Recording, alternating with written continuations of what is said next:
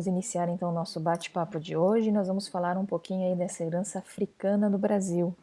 O que a chegada dos africanos, né, de uma maneira involuntária por parte deles, porque eles não queriam vir nas condições que eles vieram, mas o que eles contribuíram então aí para a nossa herança cultural aqui, né, para a formação da cultura brasileira. Então, vamos lá? Por volta de 1525, né, pessoas de diferentes povos da África começaram então a ser trazidas contra a vontade delas ou deles, né, para o Brasil através dos europeus. Essas pessoas então foram submetidas e obrigadas a trabalhar em, por exemplo, engenhos de cana-de-açúcar, em minas e em outros tipos de ocupação, sempre em condições péssimas, né, sofrendo maus tratos e sem nenhum tipo de remuneração. Então, teoricamente, né, literalmente a gente pode dizer que eles eram escravos. E o que os escravocratas, que eram os donos das terras ou exploradores da colônia, não previram foi o tamanho da contribuição que os povos de origem africana, né, trariam para a cultura brasileira que estava em plena formação. Né? A sociedade brasileira, então, ela foi fortemente influenciada aí pelos costumes africanos, e aí nós vemos, por exemplo, influência na religião, na cultura, nas artes, na música, nos esportes e em outros diversos segmentos, inclusive aí na área da ciência, que até no final do nosso bate-papo nós vamos estar falando de alguns exemplos dentro da área da ciência, né? Até hoje alguns pratos de origem africana, como o cuscuz, são muito comuns, principalmente na culinária da Bahia, que é o estado onde apresenta a maior concentração de afrodescendentes aqui no Brasil. Mas também há outros pratos, como o munguzá, o abará e o quibebê. Essa imagem que aparece para vocês é o abará, tá? Mas eu pergunto para vocês o seguinte, né? E a feijoada? Por muitas décadas, né? Por décadas a gente pode dizer que foi-se acreditado que a criação desse saboroso prato vinha dos negros escravizados no Brasil, né? Pois dizíamos que eles comiam os restos de porco, né, misturados a grãos de feijão. Só que essa história, ou seja, esse folclore, ele foi aí desqualificado por historiadores que atribuem aos portugueses a criação do guisado de feijão com carne tão consumida aqui por nós. Contudo, existe uma diferença, tá? Os portugueses costumam utilizar o feijão branco na composição aí desse prato e nós brasileiros costumamos utilizar o feijão preto. E nós ainda adicionamos outros tipos de carne, né? Tanto de carne de boi quanto de porco, tá? Então, existe essa diferença. A presença da cultura, né, de povos africanos no Brasil também é vista no esporte e na dança. Um dos seus maiores legados é a capoeira, essa roda de capoeira que está na imagem aí para vocês. Ela vai misturar, então, a arte marcial, que é uma técnica de luta, a prática do esporte, a prática da dança e a música, né? No entanto, na escravidão, a nível de curiosidade, a prática da capoeira foi perseguida por ser um símbolo de rebeldia e de resistência. Então era proibido dançar a capoeira, né? Depois da abolição, os capoeiristas ainda continuaram sendo reprimidos por duras leis. Para vocês terem uma ideia, em 1890, ainda no Código Penal, né, criado durante o governo do Marechal Deodoro da Fonseca, ainda proibia-se a capoeira em todo o território nacional.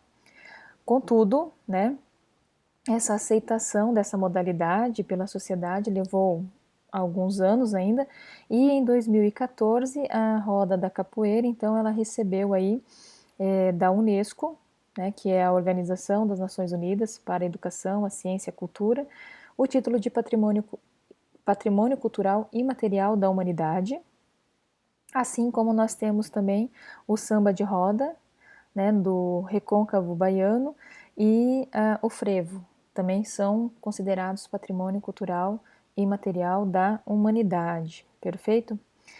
E aí, dando continuidade, nós temos a questão que a escravização, né, dos negros e a sua marginalização, mesmo após o término da escravidão, que foi em 1888, se não me falha a memória, né, deixou ainda consequências muito negativas aí para a sociedade como um todo.